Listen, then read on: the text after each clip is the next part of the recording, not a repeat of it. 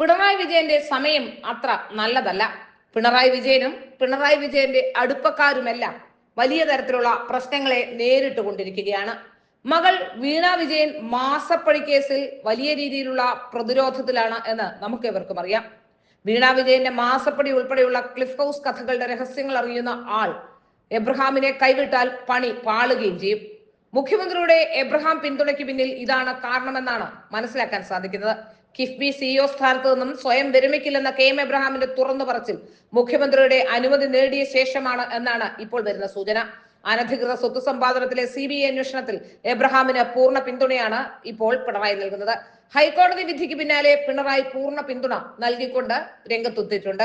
പിണറായി പിന്തുണ നൽകിയ കാര്യം മറച്ചുവെച്ചാണ് പദവിയിൽ തുടരണമെന്ന കാര്യം മുഖ്യമന്ത്രി തീരുമാനിക്കുമെന്ന് കിഫ്ബിയിലെ ഉദ്യോഗസ്ഥർ അയച്ച മെയിലിൽ എബ്രഹാം വ്യക്തമാക്കിയത്.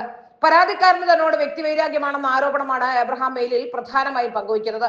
ക്രമക്കേട് നടത്തിയതിന് പരാതിക്കാരൻ ജോമോൻ പുത്തമ്പുരയ്ക്കെതിരെ ധനകാര്യ സെക്രട്ടറിയായ കാലയളവിൽ താൻ നടപടിയെടുത്തതാണ് മുൻ വൈരാഗ്യത്തിന് കാരണമായി എബ്രഹാം ചൂണ്ടിക്കാണിക്കുന്നത്.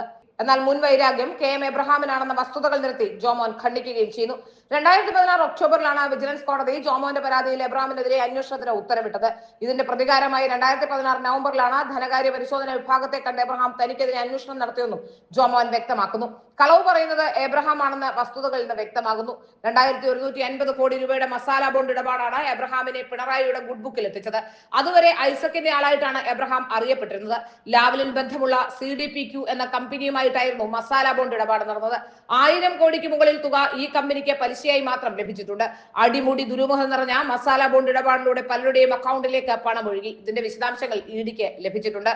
ഐസക്കിന്റെ കാലം കഴിഞ്ഞെങ്കിലും തുടർഭരണം കിട്ടിയതോടെ എബ്രഹാമിനെ തന്റെ ചീഫ് പ്രിൻസിപ്പൽ സെക്രട്ടറിയായി മുഖ്യമന്ത്രി നിയമിച്ചു. ക്ലിഫ് ഹൗസിന്റെ വിശ്വസ്തൻ കൂടിയാണ് എബ്രഹാം. വീണ വിജയന്റെ മാസപ്പടി പേടിയിലാണ് ക്ലിഫ് ഹൗസ്. ഇതിന്റെ എല്ലാ കഥകളും എബ്രഹാമിന് അറിയാം. അങ്ങനെയുള്ള എബ്രഹാമിനെ പുറത്താക്കാനുള്ള ധൈര്യം മുഖ്യമന്ത്രിക്കില്ല. ഇതാണ് ഹൈക്കോടതി വിധി എതിരായിട്ടും താൻ സ്വയം രാജിവെക്കില്ല എന്ന പ്രഖ്യാപനവുമായി എബ്രഹാം എത്തിയതിന്റെ രഹസ്യവും.